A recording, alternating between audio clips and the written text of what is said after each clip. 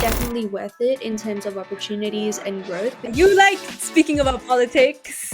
don't think of it as just having to focus on your marks. Think of it as being an all-rounder in all things as much as you can. Can help you stand out is your essays, your extracurriculars, your recommendation letters. It will be a struggle. Nothing in life is ever free of struggle. I am Mahdia. And I'm Avani. Welcome to episode 11 of Passports and People. So we posted a form link a few days ago, I think. I can't remember exactly which date. And we asked you guys to share with us your questions or queries or worries or whatever about studying abroad. And we have a few today that we are gonna read, give advice, and yeah, hopefully it helps. A lot of these, though, if you watched our previous episodes, you wouldn't need answering, but it's okay. We'll go away again. Okay, so the first one, what's your biggest worry or question about studying abroad? It says employment after graduation. Given the political situation right now, it makes me anxious to think, what if I spend so much money on my parents and end up not getting a job or any source of income to continue? There may be for higher studies or jobs. Okay. Also, this is something totally different.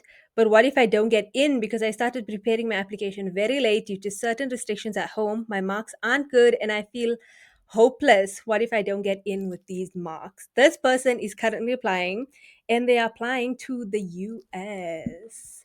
That is a mouthful. Um, so employment after graduation, what do you think? What's your Do you want me to go thoughts? first? Especially Yeah, okay. US. Yeah, you So, like speaking about politics. um, I actually have a cousin. She is my cousin from my dad's side, and she went to the US to study her post graduation in. Actually, her story's up on the Borderless website. So if you want, go and check it. It's under my name, Abby. Um, Basically, she went to the US to study at I think it was UMich, so Michigan University, University of Michigan. And now after her degree, she unfortunately cannot find a job in the US, and she's looking for jobs worldwide. But it's been so hard to actually land a job because um, the job, it really depends on whether what you want to do, like in terms of is like available in the place you're going to, right? If you go into something that has barely any opportunities, for example, research, unfortunately, it doesn't have as many opportunities, it's going to be hard to find a job in that. Whereas if you're going in like computer sciences, right? Well, obviously, US is the perfect place for a lot of that because there's so much technology and stuff happening there. If you want to go into law, there's obviously more opportunities there as compared to something else. There's people who have gone to the US for medicine and they have had jobs come up as well. But it really depends on what you want to study and what career you want to go into. Yeah. Also, when it comes to the political state of the country, you said that you're currently applying in the next however long it takes you to finish your degree, like 4 or 5 years, it's gonna be completely different. Look at 4 years ago. The US state completely different. So don't worry about it right now. Also, most US universities have very good career centers, networking events. Like they have a lot of things that can help you. You know, they have internship opportunities and all of that. So again, like we said in the last episode, research about the university, and if this is a worry of yours, definitely email the admissions officers, ask them what career opportunities and help they can give you, because a lot of the time once you graduate, the universities will try and help you secure a job. And then when it comes to marks, marks are not the only thing that US colleges, universities look at. The US overall is very holistic. They do take into consideration your reference letters, your application essay, extracurriculars, and all of that. That's why like Borderless put so much emphasis on extracurriculars, because that is something that the US colleges look for a lot. So make sure that you're adding whatever extracurriculars you've done. Make sure you're presenting them in a good light to where it shows that you've grown from those extracurriculars, and then it might overlook not the best grades.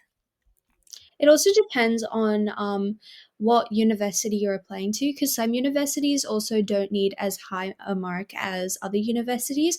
Obviously, most of us are aiming for Ivy Leagues at first shot because, they're the better universities. But if other universities that aren't Ivy Leagues interest you, and trust me, there will be some that don't interest you, that do interest you that aren't necessarily Ivy Leagues, for example, NYU, you can have like okay-ish marks and still get into them for a really good degree and like with really good opportunities, right? So don't think of it as just having to focus on your marks. Think of it as being an all-rounder in all things as much as you can and do things that you like. Yeah, and when it comes to, like you say, it says no source of income to continue higher studies. If you are planning, if you hope to continue your higher studies, if you work really hard during your first degree, then it's a very good, it's very likely that you could apply for a scholarship for that higher degree. If you work hard, if you do a lot within the university, if you show that you are a good student,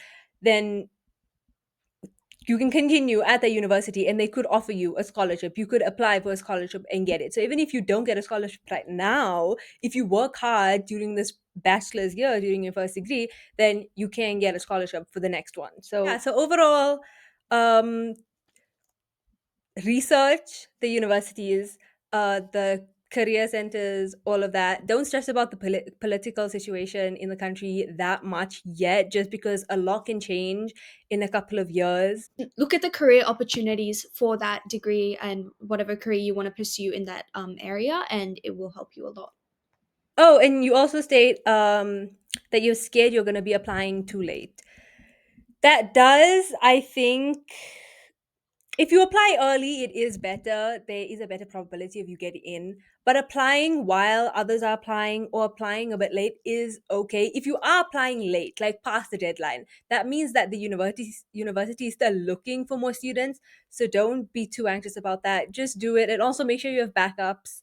Whether it's in other countries or other universities within the US, don't rely on the one university. But yeah, the next one, I'm an IB student applying early to Ivy Leagues.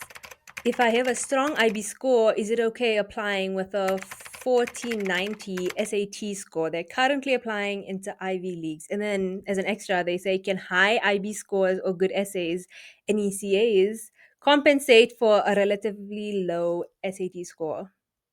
Honestly, have a look at the Borderless website. We've got a lot of resources on what the minimum SAT that universities look for are. If you are really concerned, you can probably redo your SATs one more time. Like, I know you're able to do it. I haven't done mine yet, and I don't even know if I want to, but I'm gonna maybe do it over the next year or two. And if you've got relatively high IB scores, I don't know why, like, I don't know if you should be that stressed because IB is really hard as per. I don't think you should be. That's just number one. That SAT score isn't that low. I think it is already so, like, maybe a bit lower than the competitive range of an IB school. So what can help you stand out is your essays, your extracurriculars, your recommendation letters, all of those extra things. Do it. Even if it's not even if it is optional, you should still do it. It'll help your application so much more. And like Avani said, um IBs know that IB is a very vigorous, very difficult curriculum, very difficult exams. So it is a tough program. So if you did well in your IB marks, then I don't think you should be that worried, because the schools know. As an international student, they're not expecting you to do absolutely amazing on the SATs and then amazing in IB. Yeah, honestly, I don't think I'm not really that familiar with US universities and stuff, just because I haven't really looked into them. But I don't think that's a low SAT score. I think I've seen lower and people have still gotten and done really well. So yeah, you asked if you can kind of compensate with the extracurriculars in your essay. You definitely can. Again, US universities, very holistic. They want to see you as a whole rounded person. So extracurriculars, recommendation letters, your essay, if all of that is top tier, then don't worry about your SAT score. If you want to retake it, like Avani said, you can, but I don't think it's necessarily a necessity. I think you'll be fine. especially if you did well or decent in your IB school. I honestly don't know how SAT works either, but I know people who have gotten pretty high SATs, and I don't think it's bad SAT. If you're worried, just retake the SAT. But um, yeah. Also, talk to your like guidance counselors at school if you've got one about like the processes because they might know about it as well. Don't have it, then if you don't have one, borderless is always here. The stories, like a lot of these questions, if you go onto the website and you go to stories, you can go to playlists, right? And whether or not you want to study in the US or you want to study in the UAE, because there are a few here about like NYU and about Abu Dhabi, you will find a whole bunch of articles about people who got full scholarships or people who went through the exact same process. So it'll calm your nerves. It'll definitely calm your nerves. But yeah, I don't think worry don't worry too much. International students, especially the IB program, is very tough. They will look at everything else. You don't need. I know a few international students who didn't get a perfect SAT score, but then still got into like decent US university. So yeah, don't worry. Don't worry too much. What's your biggest worry or question about studying abroad? Scholarship. They are currently applying and NYU Abu Dhabi, where our CEO Veronica is from. I did some research on this one. I looked at their website, which you should definitely do if you haven't done so as yet. Also, like I said, um, go to Borderless. I think like if you go to study in the UAE, the only articles that they are right now are for NYU Abu Dhabi. I think there are like 6 or 7 articles on Like NYU Abu Dhabi students who went there. So like oh my gosh, I didn't mean to say that. I didn't. like 6, 7. One. Okay, so you'll need to firstly, if you are worried, check the profile page again. NYU Abu Dhabi does the basically will give you financial aid as you may need it. So firstly, you need to submit your CSS profile. This is basically an online form for NYU to figure out like the financial position that you were in, and then based on that they can offer you a certain amount of scholarship. But again, there are a lot of students who got full scholarships on the borderless story, so if you read those, you could very well get a full scholarship as well if your like application and your grades and everything aligns to the requirements. On deadlines on the website, there are 3 deadlines. There's early decision, which is November 10th. um there's January 10th, which is also an early decision, and regular decision, which is February 1st. If you go in for earlier decisions, then you do have a more likely probability of getting the scholarship. It's more likely for you to get the scholarship if you apply earlier. So, November 10th, there's still like a month. It's the end of September now. There's a month. So, it says that you're currently applying. If you go in and apply for the scholarship now, there is a better chance of you getting it. But don't stress out too much. From what I've heard, NYU Abu Dhabi can be very generous with their scholarships, especially if, again, you align with their requirements, which I feel like if you are considering a scholarship, you probably do. But yeah, having strong academics, a strong essay, strong extracurriculars, it all helps. But yeah, definitely apply early. It'll take the stress off, and that way if you don't get the amount that you were hoping for, you can go back, speak to the university, and try and work out a way, that way like you have time. But yeah, the next one, will I regret leaving family behind? They are currently applying, and they want to study mechanical engineering. So I've kind of talked about this before, but like one of my biggest Watch our past worries, episodes. yeah, do that.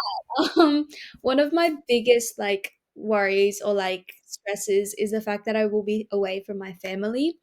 And I don't think it ever gets easy having to be away from your family for so long, but I think it's definitely worth it in terms of opportunities and growth because you can't forever be with your family. You have to step out into the world, discover yourself, really become the person that you're meant to be, right? And even though it's like hard to step away from that space that you're so comfortable with, it's also a great space for growing. And I know you're probably scared, like I am too, but Always remember, if something doesn't work out the way you want it to, there's always a step of going back, right? You can always go back to your family. You can always start over that chapter again, but you can't try to do that again, right? Like, you'd rather do it and say, "Oh no, this is not for me," than regret not doing it at all. You'd rather try it than not try at all, because then you're just, kind of losing, and you don't want to do that. Think this is the stage where, like Vani said, you're bound to leave your family at one point, whether it's getting married or studying or getting a job or whatever.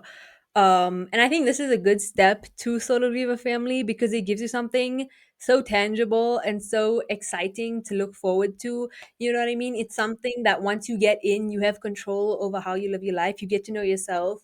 I personally, it's sad to leave my family, but I'm excited to do it. You know, you get to figure out who you are on your own and what you're actually capable of. Because when you are alone without your parents, you realize how much more independent and capable you are compared to when you're with them. So yeah, don't stress about it. It's gonna happen sooner or later.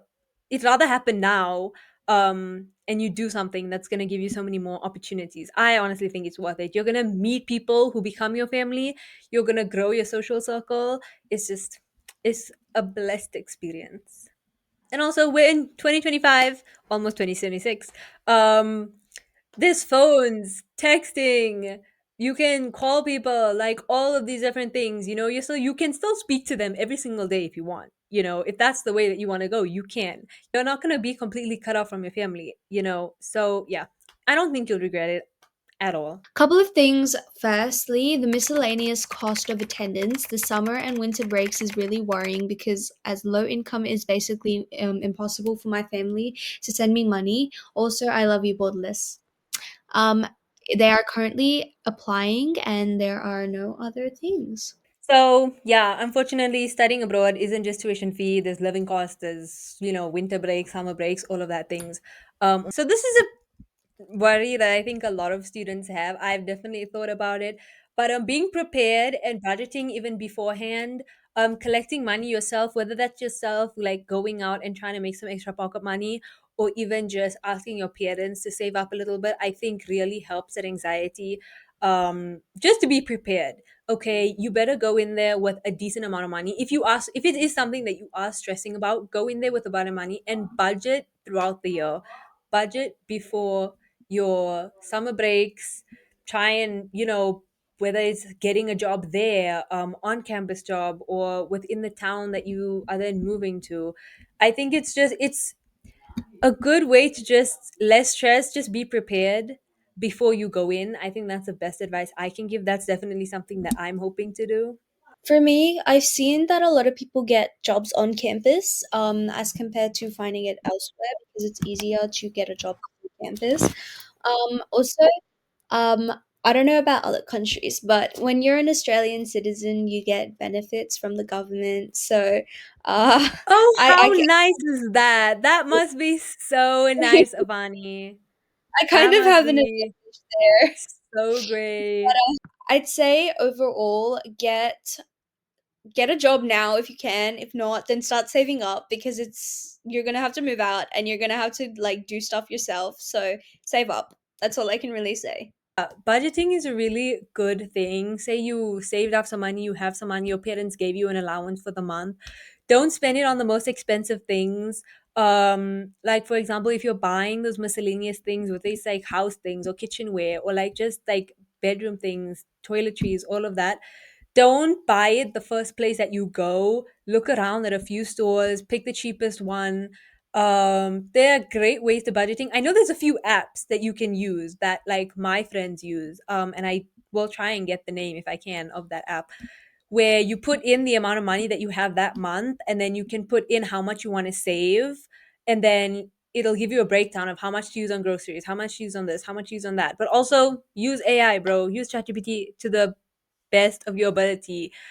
Tell them where you're shopping, uh, how much money you have, and kind of create like a budgeting spending plan. Tell me how much I can spend. Yeah, exactly. Just budget the best that you can, and then you'll be surprised of how much you can save. But yeah, if you are budgeting and you then get a job and you have money saved up, then I think you will be okay. Especially if that income that you are making, you save for the summers, for the winters, um, and then use the money that like you have for your monthly allowance or etc. So yeah. Do I actually have a chance at being accepted? And if I was accepted, would it improve my life or will it still be just struggle after struggle? They are thinking about studying, thinking about applying in Canada, Hungary, or Germany. This one is definitely something that I even think about, even though people have reassured me, people who work with the university have reassured me that you will most likely be accepted. It's still something that I think about, like, oh my gosh, what if I don't get accepted? And so with this, I say apply to many schools, apply to as many as you can, in different countries, in different places, different curriculums, just to have a backups, have In backups. terms of the will it improve my life, I think if you really like think about it, whatever you do or don't do or get into or don't get into, it will end up being like worth it in the end. If not a great experience, you'll still learn something from it. So it will definitely be worth it in terms of experience. I think whatever happens, I say this over and over, it happens for a reason. So if you end up going to that school or get into that place, it's definitely worth it. It will be a struggle. Nothing in life is ever free of struggle, but it's the journey that really counts. Like the part where you're experiencing a new place, where you're able to learn how to manage yourself, how you end up in a new country and you're able to really take in what life has to offer. That is what makes it worth it. Yeah, and you need to remember that if it is a struggle, then it is going to be worth it. Nothing that comes easy is ever worth it if you really think about it. So if you ask, it's not going to automatically remove all the challenges and hardships in your life. It will bring new ones, but it's going to open so many more opportunities for you in the future. It's going to give you so many more different experiences. And if you are worried that you might not get accepted and you're still thinking about applying, then there might still be time to improve your application. Again, like we said last episode, make a list of all your extracurriculars, everything that you've done. Start writing a good essay.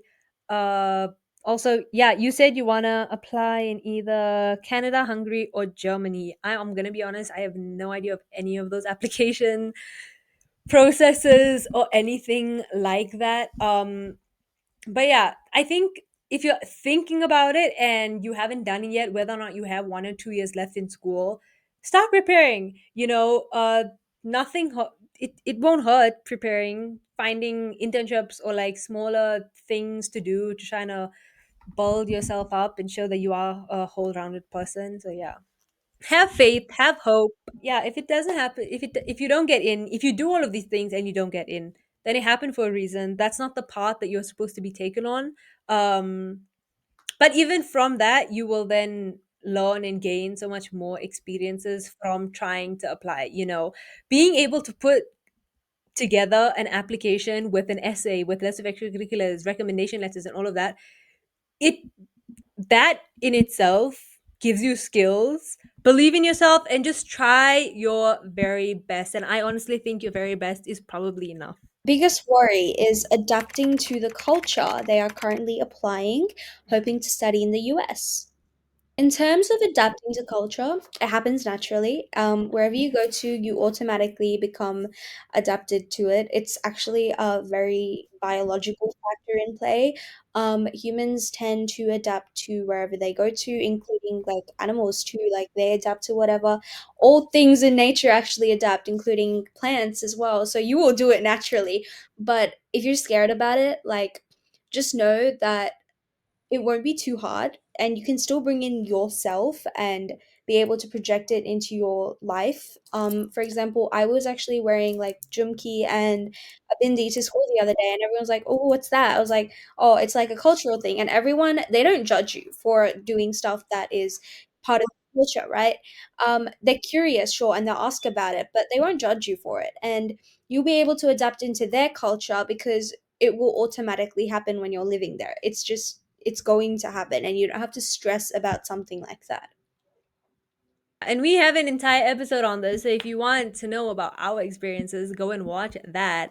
Um, but yeah, as we say in the other episodes, if you do feel the stress and anxiety for it, make a social network. You know what I mean? Find people from that country in your university, clubs, Mhm. other international students. It just makes you feel more at home. But yeah, watch our other episode.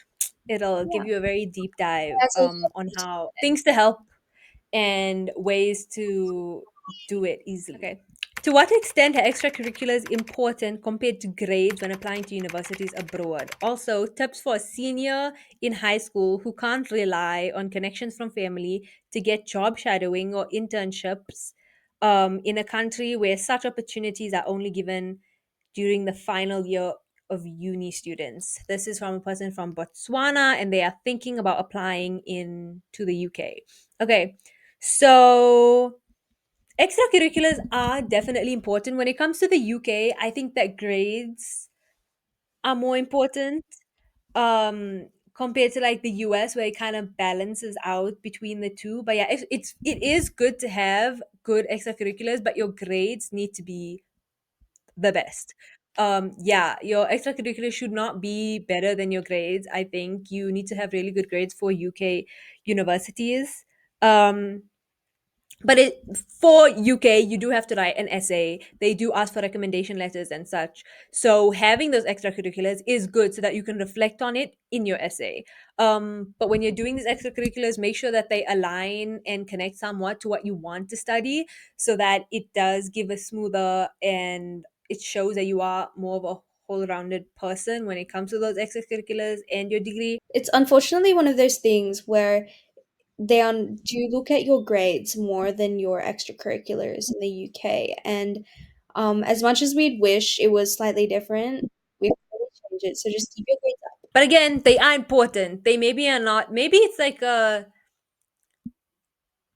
60-40 type thing or like 70-30. Yeah, Mm. but also just keep in mind, like your grades are still important. You need to be like keeping them up no matter where you want to apply to Yeah, because like they're kind of important, just a little yeah, bit. yeah. And when it comes to internships or job opportunities, look for alternative experiences. If you can't find internships within the country, for example, like Borderless, I found it online. How did I find it online? I was interested in studying in NYU Abu Dhabi, and Veronica came up, and then I started following them, and then I applied for the internship, and here we are. Um, so yeah, look online. I think there are quite a bit of internship opportunities online. There's a lot of stuff that's just circulating on the internet, waiting for people to apply. People like you who should be applying. If you feel like they don't really tickle your fancy, then start your own initiative projects. For example, this podcast, completely my passion project. Start something, whether it's small, make sure that it is impactful. I think that shows that it is a well-rounded project. Even something small, tutoring, but also within your essay you can write and explain the situation you were put in and how you you know did it anyways. You can explain how the country didn't provide you any of these opportunities and experiences, so you have to go out and find them yourself. Hard work, yeah, community work, volunteering, passion projects. Find something, research, Google. You'll get ideas. It doesn't always have to be ChatGPT a it. physical thing. What? Huh? GPT. Use ChatGPT Yeah. to find Yeah, opportunities. ask ChatGPT about the best things. Ask ChatGPT what you can do if you don't want to use Also, your if you're thinking brain. about doing a passion project, there's this feature on Borderless that actually helps you design your passion project. So, Yes, yes, yes, yes. out. Mm. Yeah. Also, within your school, speak to your counselor. See what you can start up in school. Starting something up in school, whether it's a club or something, is also much more helpful because you already have the school audience there. You already have people that you can kind of involve in it. So whether it's like an environmental thing, again, try and link it to what you want to study. So yeah, speak to your teachers in school. I'm sure they can help you start something in school. Just be involved in school, student council, anything like that. Yeah. Biggest worries is finances and how to find community. They are thinking about applying, and there are no other information bits. Okay, so finances. Research, research. research. When it comes to finances, it comes to tuition, it comes to accommodation, it comes to um cost of living, all of that, housing, miscellaneous costs, food, all of that. Yeah, look for scholarships, look for grants, email. I think, I don't know if a lot of students do this, but email the universities. Sometimes you cannot like bargain with them, but you can speak to them, explain your situation, and sometimes depending on how your application looks and everything, you could get lucky and they could be like, okay, yeah, it's fine, we'll offer you this amount of money for this. So email. What were you gonna say? No, I actually did email Harvard and they did get back to me. Oh, what did So they like say? I can edit this it out was if you just want. like general stuff. I was just asking about like applying and they were like, check this out. But they're actually like pretty responsive in terms of that. So Yeah, I so would say email. yeah, I would definitely recommend emailing them. Also, you can check for bursaries and grants and stuff within your country. I know that like for certain communities and stuff, there are organizations that will pay for your college and university, and then after like a couple of years, you can pay it off from them, and so that also helps. Yeah, so check for international organizations, email, finances again, like we said, budgeting beforehand and during is very helpful. Trying to find your own way of pocket money, whether it's, start tutoring some kids. If you have old study notes, sell them. Like that's also a big thing. Past papers, sell them. People buy them. Make some extra money, save it, don't spend it on random things. Yeah. But how to find community. Okay, this is something I actually talked about in one of our other episodes, so you should check it out Watch if the you. episodes. But because you guys have obviously not watched the episodes, I will give you a summary because I am nice. Basically, if you want to find community, there's a lot of clubs and things that offer you spaces to find people from, for example, the same place as you.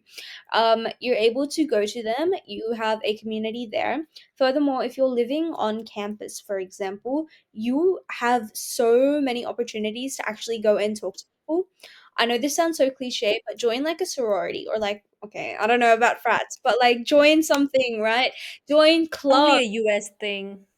Yeah, I'm talking about the US. But join clubs. Clubs are so important when you're finding community because you find people who like the same things that you do. Meaning you find like-minded people. Meaning you have better connections. Meaning you don't have to force yourself to like change in front of them or something. Like join the clubs, put yourself out in spaces, join little like communities that they might offer in spaces, put yourself out when you're in if you're in student accommodation, and all of those things can really help you find a community. Yeah. I'm not going to give my take on it because we speak about it. I think about the Friends episode. So Yeah. go watch that. I think it'll help, guys. It'll help. You'll feel better. You can put it on 2 times speed if you like. Like, I don't mind. Just watch it. Yeah. But I don't think we talk that slowly. Also, I cut out like all the pauses and stuff. I edit out. So it's like, it's really, guys, come on.